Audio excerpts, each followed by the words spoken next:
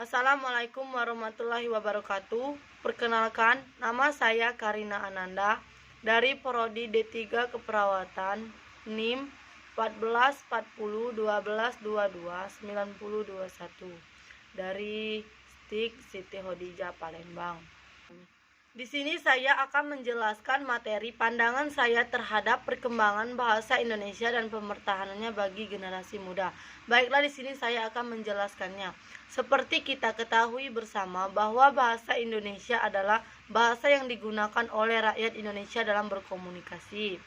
Bahasa Indonesia menjadi identitas bangsa di tengah-tengah bangsa lain di dunia. Sebelum resmi menjadi bahasa nasional, bahasa Indonesia dikenal sebagai bahasa Melayu sejak tanggal 28 Oktober 1928. Bahasa Indonesia dipakai resmi oleh bangsa Indonesia sebagai bahasa nasional. Bahasa Indonesia yang kini kita gunakan sebagai bahasa resmi di negara kita berasal dari bahasa Melayu. Bahasa Melayu yang kita gunakan tersebut merupakan bahasa Melayu tua yang sampai sekarang masih dapat kita selidiki sebagai peninggalan masa lampau. Penelitian lebih lanjut yang dilakukan oleh para ahli bahkan menghasilkan penemuan bahwa bahasa Austronesia itu juga mempunyai hubungan kekeluargaan dengan bahasa-bahasa yang dipergunakan di daerah Asia Tenggara. Bukan baru sekarang, bahasa Indonesia atau bahasa Melayu itu digunakan sebagai bahasa penghubung di beberapa negara Asia Tenggara. Sudah sejak dahulu kala, bahasa Indonesia atau bahasa Melayu dikenal oleh penduduk daerah yang bahasa sehari-harinya bukan bahasa Indonesia atau Melayu. Hal tersebut dibuktikan oleh adanya beberapa prasasti yang ditemukan di daerah-daerah yang bahasa sehari-hari penduduknya bukan bahasa Indonesia atau Melayu. Tentu saja ada juga ditemukan di daerah yang bahasa sehari-hari penduduknya sudah menggunakan bahasa Indonesia atau Melayu. Sejarah perkembangan bahasa ini dapat dibuktikan dengan adanya prasasti kedudukan Bukit 683 Masehi, Talang Tuo 684 Masehi, Kota Kapur 686 Masehi, Karabaharahi 686 Masehi. Ketika bangsa Eropa pertama kali datang ke Indonesia, bahasa Melayu sudah mempunyai kedudukan yang luar biasa di tengah-tengah bahasa-bahasa daerah di Nusantara ini.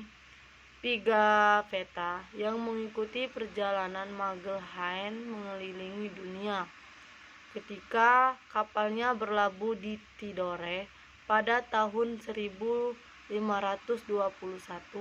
menuliskan kata-kata Melayu. Itu merupakan bukti yang jelas bahwa bahasa Melayu yang berasal dari bagian barat Indonesia pada zaman itu pun sudah menyebar bahwa sampai ke bagian Indonesia yang berada jauh di sebelah timur. Demikian juga menurut Jan Huygens van Lieshoten, pelaut Belanda yang 60 tahun kemudian berlayar ke Indonesia mengatakan bahwa bahasa Melayu bukan saja sangat harum namanya, tetapi juga dianggap bahasa yang terhormat di antara bahasa-bahasa negeri timur.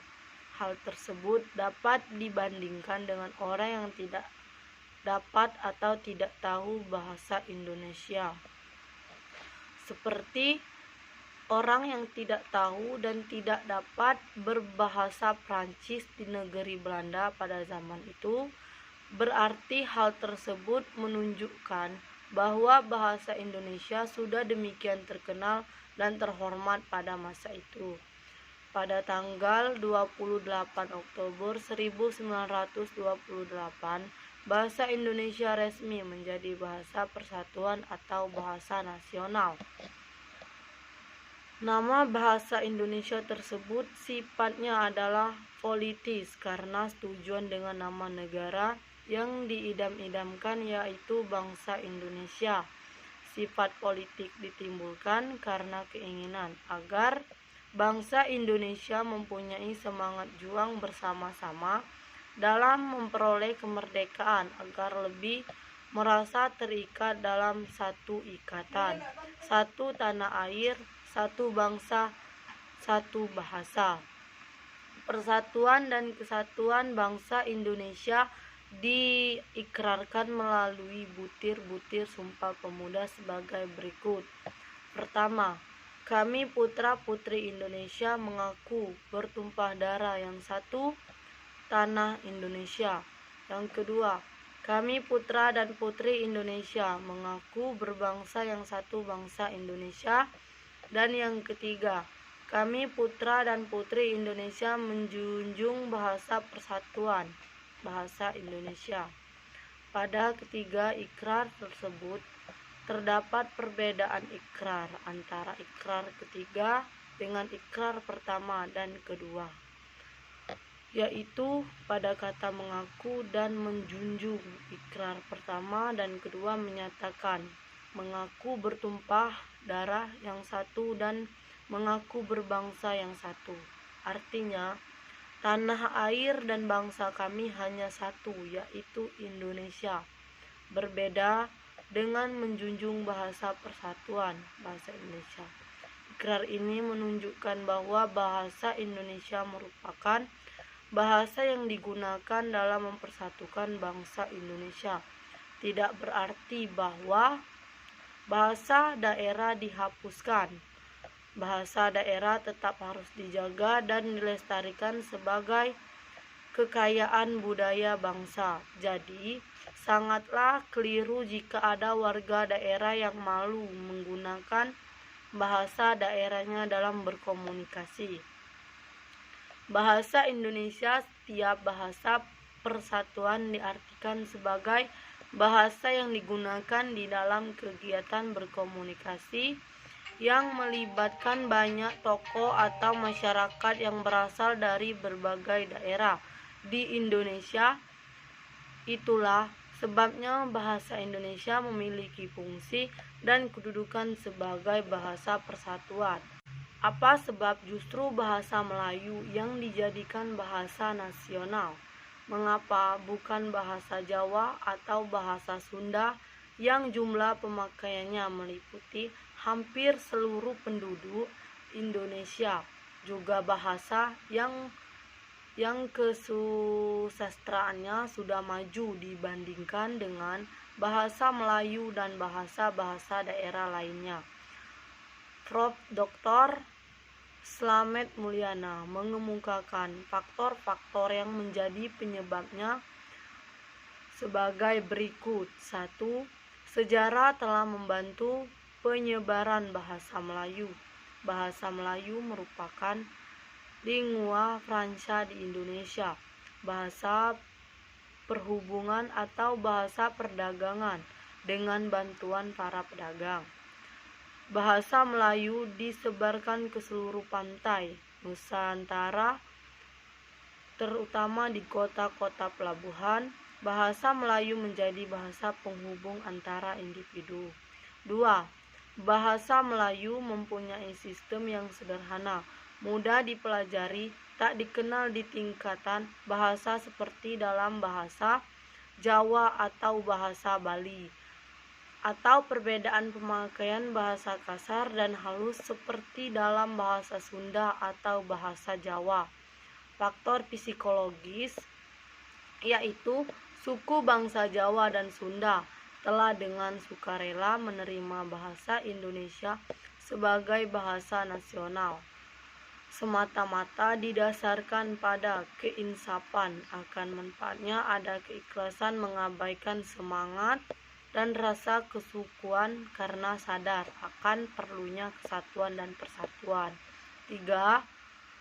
Faktor psikologis, yaitu suku bangsa Jawa dan Sunda telah dengan sukarela menerima bahasa Indonesia sebagai bahasa nasional, semata-mata didasarkan pada keinsapan akan manfaatnya, ada keikhlasan, mengabaikan semangat dan rasa kesukuan karena sadar akan perlunya kesatuan dan persatuan.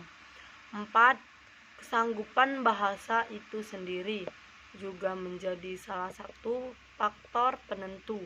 Jika bahasa itu tidak mempunyai kesanggupan untuk dapat dipakai menjadi bahasa kebudayaan,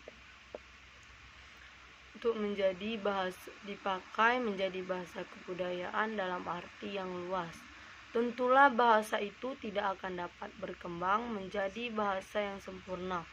Pada kenyataannya dapat dibuktikan bahwa bahasa Indonesia adalah bahasa yang dapat dipakai untuk merumuskan pendapat secara tepat dan mengutamakan perasaan secara jelas. Profesor Dr. Soejito menjelaskan secara sederhana alasan mengapa bahasa Melayu yang dijadikan landasan lahirnya bahasa Indonesia sebagai berikut. 1. Bahasa Melayu telah digunakan sebagai lingua franca atau bahasa perhubungan selama berabad-abad sebelumnya di seluruh kawasan tanah air kita atau Nusantara. Hal tersebut jika tidak terjadi pada bahasa Jawa, Sunda, ataupun bahasa daerah lainnya. 2.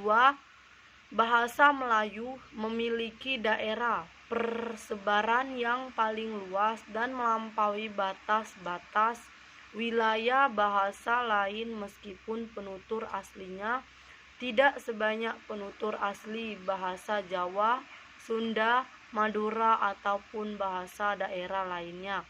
3.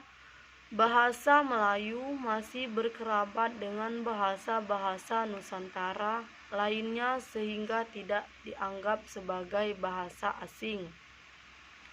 4. Bahasa Melayu bersifat sederhana, tidak mengenal tingkat-tingkat bahasa sehingga mudah dipelajari. Berbeda dengan bahasa Jawa, Sunda, Madura yang mengenal tingkat-tingkat bahasa. 5.